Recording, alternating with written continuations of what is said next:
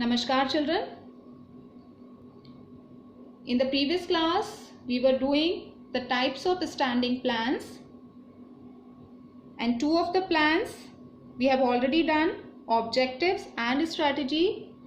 Today we are going to start with the third type of standing plan, policies. Policy is a general guideline which brings uniformity in decision making for achievement of predetermined objectives. Policies define boundaries within which decisions can be made.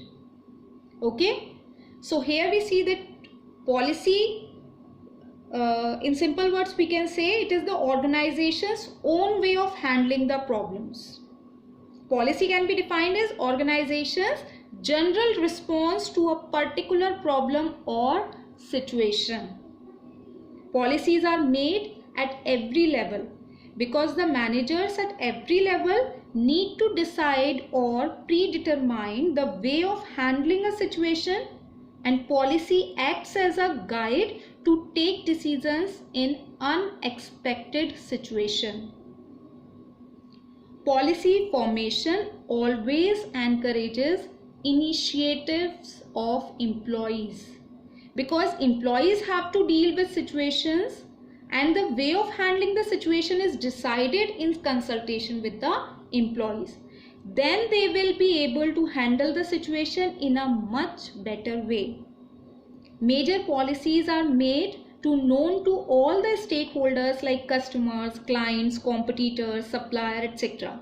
Whereas minor policies are for internal use and are made to known to insiders only with minute details.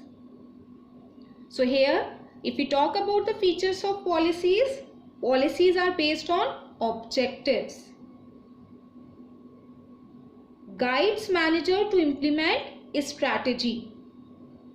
Policy is organization's customized way of handling problems, and these define broad parameters within which a manager may function.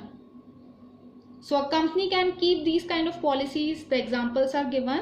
The sales policy, that's selling product only on cash basis or only wholesale. Policy of giving admission to students securing more than 90%. So these are the simple examples of the policy.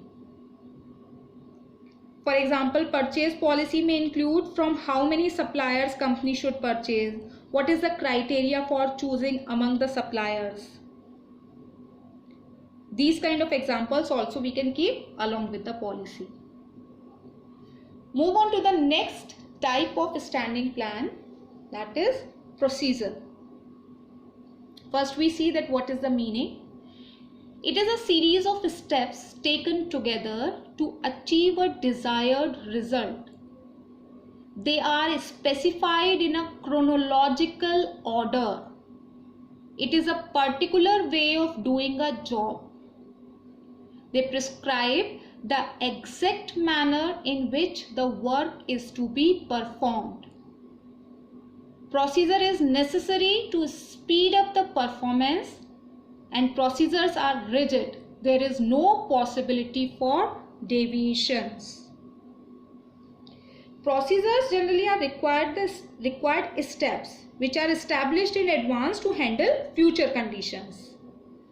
The sequence of steps to be followed by employees in different situations must be predetermined so that everyone follows same steps. The procedure can be defined as the exact manner in which an activity has to be accomplished. These are made common for all the departments to coordinate their activities, so procedures cut across all the departmental lines. For example, the procedure to handle the order by manufacturing department may involve sales department also. So here is the example which is given, methods of selecting employees. So which procedure the company is applying for this. Placement of order for the procedure for selecting of employees. procedure of giving contracts to an outside agency.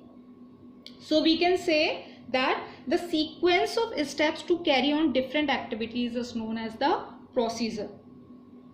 Generally meant for insiders only, are mostly in a chronological order. Very important term, chronological order. The sequence of steps or actions to be taken to enforce a policy and attain predetermined objective. Policy and procedures are interlinked with each other. Procedures are steps to be carried out within the broad policy framework. Okay, so these two types of plans we have done today. The next types of plans we will further continue in the next class. Thank you.